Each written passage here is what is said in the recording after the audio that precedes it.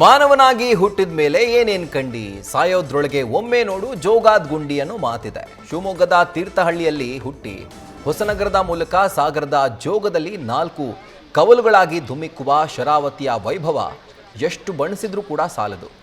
ಕೆಲವೇ ತಿಂಗಳುಗಳಲ್ಲಿ ಹೊಸ ಜೋಗ ನಯಾಗರದ ಸೊಬಗನ್ನು ಎಲ್ಲರ ಕಣ್ಮುಂದೆ ಇಡಲಿದೆ ಹಾಗೂ ಎಲ್ಲರ ಕಣ್ಮನ ಕೂಡ ಸೆಳೆಯಲಿದೆ. ಜೋಗದಲ್ಲೀಗ ಜಾಯಿಂಟ್ ವೀಲ್, ರೈನ್ ಡ್ಯಾನ್ಸ್ ಹಾಗೂ 5 ಸ್ಟಾರ್ ಹೋಟೆಲ್ಗಳು ತಲೆ ಎತ್ತಲಿವೆ.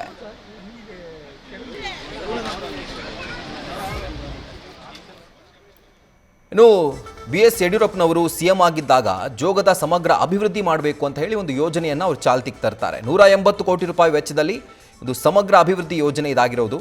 ಅಂತಾರಾಷ್ಟ್ರೀಯ ಮಟ್ಟದ ಸೌಕರ್ಯಗಳ ಯೋಜನೆಯ ಅನುಷ್ಠಾನವನ್ನು ಇಲ್ಲಿ ಮಾಡಬೇಕು ಅನ್ನುವಂಥದ್ದು ಈ ಒಂದು ಯೋಜನೆಯ ಉದ್ದೇಶ.